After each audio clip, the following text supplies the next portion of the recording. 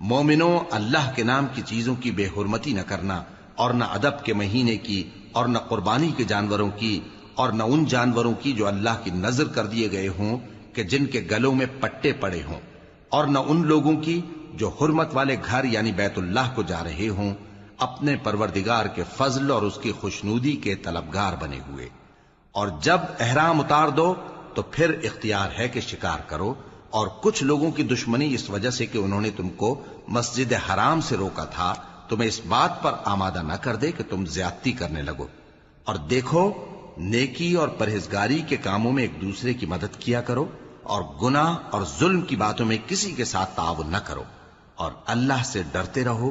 کچھ شک نہیں کہ اللہ کا عذاب سخت ہے۔ تم پر مرا ہوا جانور اور بہتا لہو اور سور کا گوشت اور جس چیز پر اللہ کے سوا کسی اور کا نام پکارا جائے اور جو جانور گلا